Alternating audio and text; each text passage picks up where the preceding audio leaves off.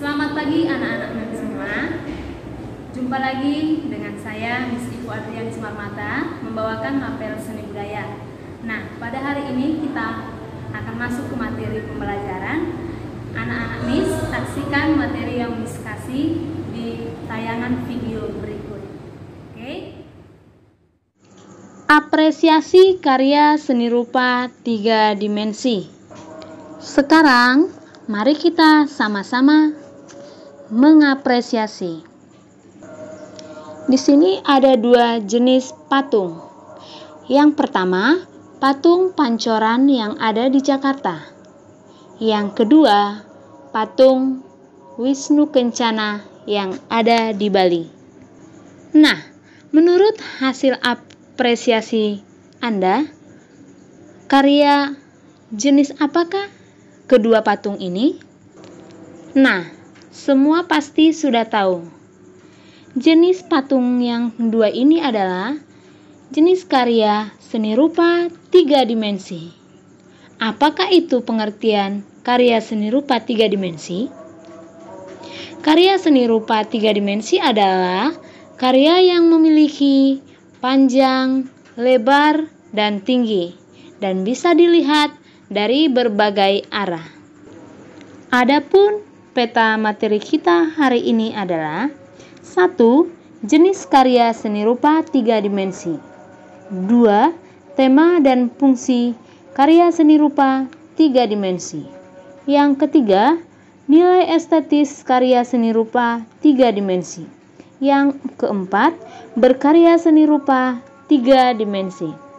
Nah, sekarang kita masuk ke bagian A. Jenis, tema, dan fungsi karya seni rupa 3 dimensi. Jenis karya seni rupa 3 dimensi dibedakan menjadi 2. 1. Karya seni rupa murni. Yang kedua, karya seni rupa terapan. Di antara gambar ini, yang manakah karya seni rupa murni dan terapan?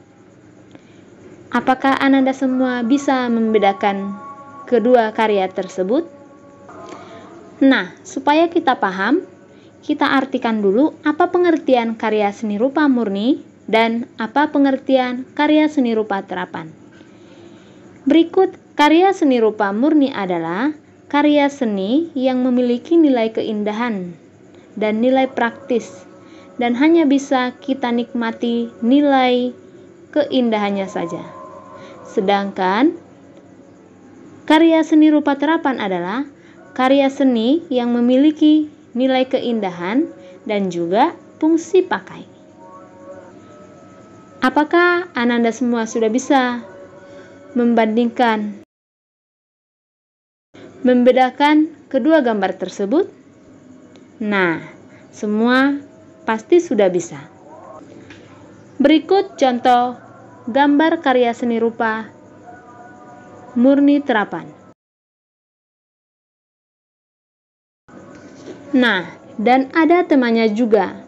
Tema karya seni rupa 3 dimensi ada 2. Tema realitas internal, yaitu antara lain harapan, cita-cita, emosi, khayal, dan kepribadian seseorang.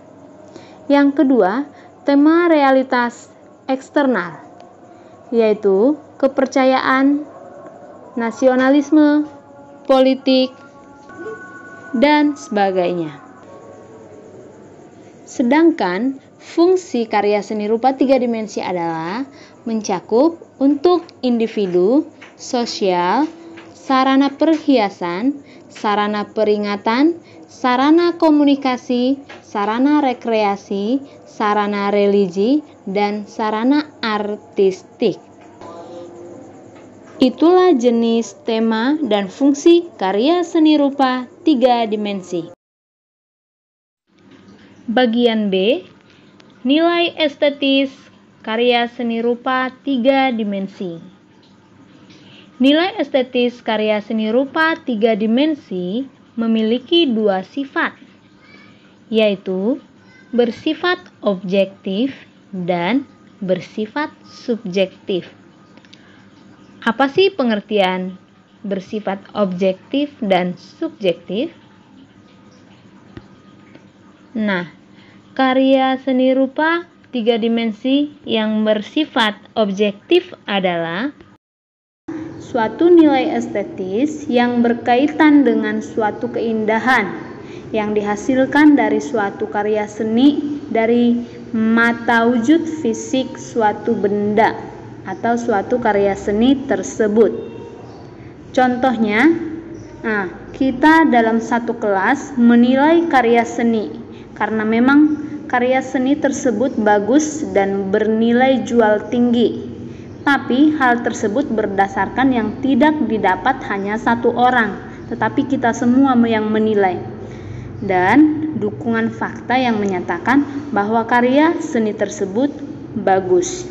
Itulah contoh karya seni yang bersifat objektif.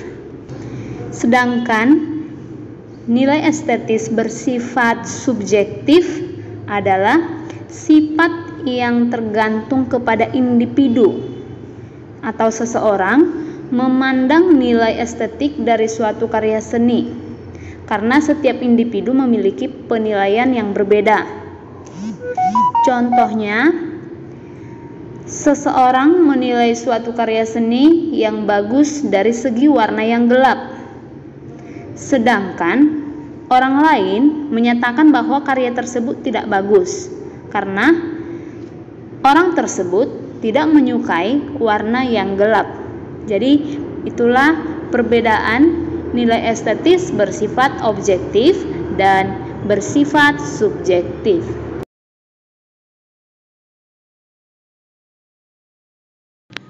Selain itu juga dalam berkarya seni rupa 3 dimensi ada juga yang namanya stilasi, distorsi, deformasi, dan transformasi. Apakah anak-anak semua sudah tahu pengertian kalimat tersebut? Nah, berikut penjelasannya. Stilasi adalah menggayakan objek tanpa mengubah objek aslinya. Sedangkan distorsi adalah melebih-lebihkan atau menonjolkan bentuk benda aslinya. Deformasi adalah mengubah bentuk, posisi, dan dimensi suatu benda. Sedangkan yang terakhir, transformasi adalah menggambarkan atau memindahkan unsur-unsur benda yang baru dengan yang lain. Sekarang kita masuk ke bagian C. Berkarya seni rupa 3 dimensi. Salah satu karya seni rupa 3 dimensi adalah patung. Karya seni patung memiliki berbagai ragam jenis yang tersusun dari berbagai medium pula. Ada yang bergaya abstrak dan ada pula yang bergaya realis. Kalian bisa bedakan yang manakah patung bergaya abstrak dan yang manakah patung bergaya realis? Berikut gambar patung tersebut. Nah, dalam berkarya seni rupa 3 dimensi, kita harus mewujudkan langkah-langkah karya seni rupa 3 dimensi tersebut. Adapun langkah-langkahnya adalah 1. Mencari dan menemukan ide. Yang kedua, membuat sketsa. Yang ketiga, memilih alat dan bahan. Yang keempat, berkarya seni 3 dimensi sesuai dengan ide yang sudah kita temukan. Nah, itulah penjelasan apresiasi karya seni rupa 3 dimensi. Nah, sekarang mari kita berapresiasi karya seni rupa 3 dimensi. Ketika kamu melihat sebuah karya seni rupa 3 dimensi, aspek apa saja yang kamu lihat?